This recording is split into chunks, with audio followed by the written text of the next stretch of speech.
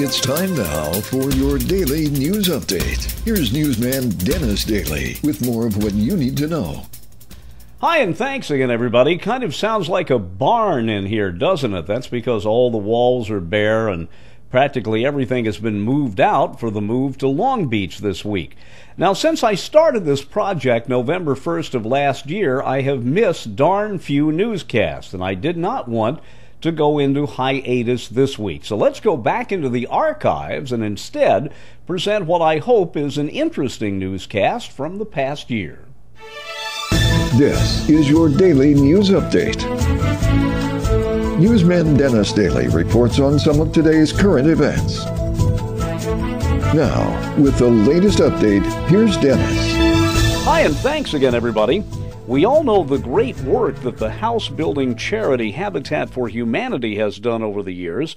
Two of its most active volunteers are Jimmy and Rosalind Carter. Well, the past few months, Habitat volunteers have been spending their time building 7 homes in a disadvantaged neighborhood in San Francisco.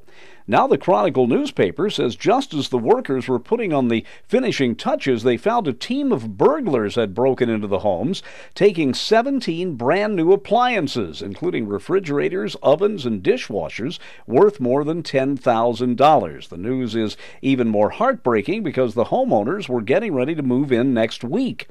Habitat relies on volunteers. More than 3,000 worked on the San Francisco homes.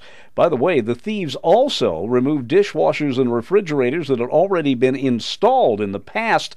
They had simply gotten in and taken appliances that were still sitting in crates.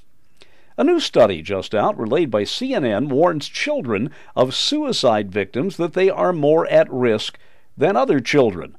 In the U.S., in a typical year, as many as 12,000 young people lose a parent to suicide.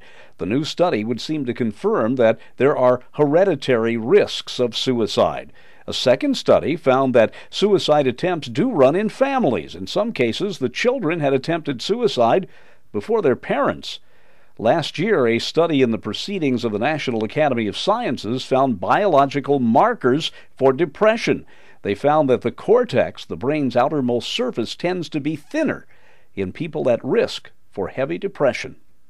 I'm Dennis Daily with your daily news update.